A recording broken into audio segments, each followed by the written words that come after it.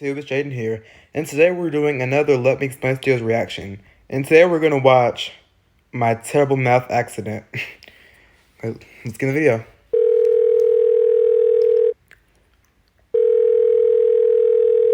This is Pablo. Leave a message. Oh, hey, Pablo, it's Henry. Listen, I'm kind of having one of those existential crises right now, and I could really use a legitimizing second opinion here.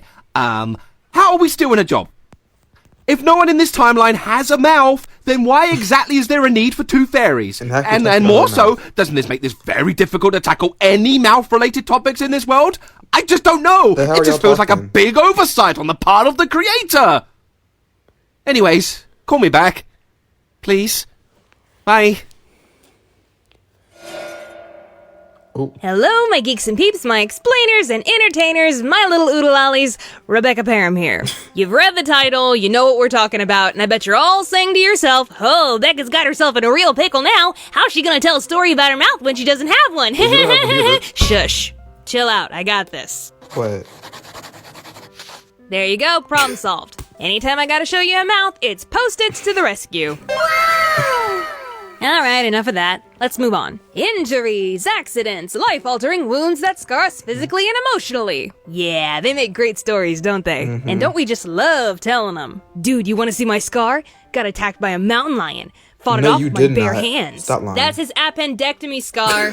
Mom! Honestly, I've been rather fortunate. I haven't injured myself too many times in life. I mean, my dad accidentally pulled my arm out of my socket when I was 6. I got hit in the face with a softball when I was in middle school and had a shiner for a week. I slipped in water in high school and tore cartilage in my knee. A girl in theater dropped a heavy set piece on my foot and I had to do the rest of the shows with only one shoe on. I broke my toe banging it on a platform trying to get off stage. You know, maybe I'm more accident prone than I thought. I wonder how much football helmets cost. But my big injury story that I always tell people happened when I was very young. And it involves my teeth. I personally don't remember it at all, but my sister says she has a traumatizingly clear memory of it. That, and of course my parents were there for it. Actual content warning here, this story might get just a wee bit graphic, because, you know me, I've never been averse to a little bit of blood. Or a gallon or two. For the brave souls still watching, let's get this show on the road. When I was about 3 years old, Dad wanted to have a play fort built in the backyard for me and my sister. He called over a family friend who happened to be a carpenter so they could draw up some plans and discuss how big it should be and where to put it. Mom wasn't home at the time, so to keep an eye on me and my sister, Dad let us run around the backyard while he and the carpenter talked things over. So in our backyard we had a porch, and by the law of the South, if y'all have a porch, you gotta have a porch swing. Which we did, though it wasn't a very good one. Dad was keeping a watchful eye on us, but as any parent will tell you, the worst things always happen when you turn your back for just a moment. And when Dad wasn't looking, I managed to climb up on this porch swing. Yeah, because I've been on these before, these little porch swings, like if I would, go to somebody's house and they had one, yeah, I would get on there, and yeah. Stood up on it, and I guess in my 3-year-old mind, I thought I was on one of those playground spring horses, so I began rocking it back and forth. And apparently, I was not holding back. Your girl was chasing bandits in the Wild West somewhere, I don't know. Now, remember how I said this wasn't a very good porch swing? You fell off, good porch swings are designed so they can't flip over. But flipped this over, one... you must have. Well... Something happened. Woo!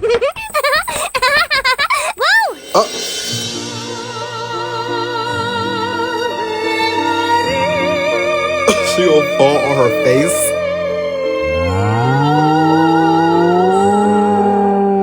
Oh! Dad heard my screams and he ran over in a panic. He lifted me up off the ground, and there was nothing but blood. I had bitten through my top lip, which left this handsome little scar later, and the force of the fall had pushed my front teeth back and up into my head. Without a moment to lose, Dad grabbed me and Rachel, threw us into the back of the car, and sped off to the hospital. Rachel sat next to me the whole ride, holding my head back so I wouldn't bleed on everything, and being only 5 years old herself, naturally she was freaking out, and Dad was even more distraught, feeling like the worst father in the world. But as he quietly panicked to himself, all of a sudden he heard from the back seat, "Oh, McDonald had a farm, You could dance your mouth, you singing a song. and on this farm he You singing Old McDonald. E-I-E-I-O." She just bit through her lip, and her teeth are stuck up in her head, and she's sitting here singing Old McDonald. Come on now, be serious. I know she's only 3. I'm just kidding. Well, I guess that's what you call more rebound than a kickball. Though I don't think Dad appreciated the musical number. When we got to the hospital, the doctors ended up having to push my teeth back into their original position, but these teeth were pretty much destroyed. Oh, and when Mom showed up to the hospital, she said Dad was covered in blood and looked like that he'd lost a fight with an angry cat. Ah, poor Dad. There wasn't anything more that the doctors could do at the hospital, but we still had to wait 2 weeks for me to heal before I could see a dentist. And what the dentist ended up having to do was give my front 2 teeth a root canal and then fill it with a compound so it would stay in my head until my permanent teeth were ready to come in. You know, I'm actually really glad that I don't remember any of this. I'm already insane in the membrane enough as it is. Who knows how bad I'd be today if I had to carry around this childhood trauma with me. The whole ordeal had basically killed my front 2 teeth, and they turned yellow. Also, the next tooth over needed a half metal crown on the back of it, and given that teeth are translucent, that made the tooth look green. So yeah, for the next few years of my childhood, I was walking around with yellow and green teeth. This happened when you were 3, and for a few years you had to walk around with yellow and green teeth. I can't imagine how many kids made you a target and made fun of you for it. Just look at this jacked up mouth of mine. I think I had these teeth until I was about 6 or 7, and as you can imagine, such a blow to the face not only messed up my baby teeth, but my permanent teeth came in wonky as well. In fact, when I went to the orthodontist to get braces in middle school, she discovered I had 4 permanent teeth that were supposed to come in, but were stuck up in my gums. I had to get teeth removed so they could come in. My mouth was a train wreck. Thankfully, I think I've finally got these chompers under control.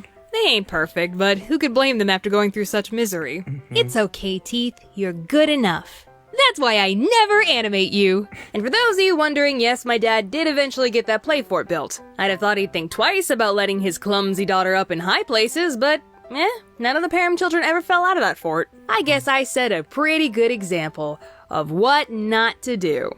You hear that, Mom? Your daughter's a trailblazer. Hey, Explainers, just wanted to say thanks to Eddie Boley for lending his voice as the Tooth Fairy in the opening skit. I'll leave a link to his channel in the description. I genuinely love his stuff, so go check him out. I also want to say a big thank you to my longtime friend Megan Mayer for storyboarding a segment on this video. I'm really So, that was the mouth incident video from Let Me Explain Studios. And yeah, go ahead and drop a like and subscribe. And I'll see you next time. Bye.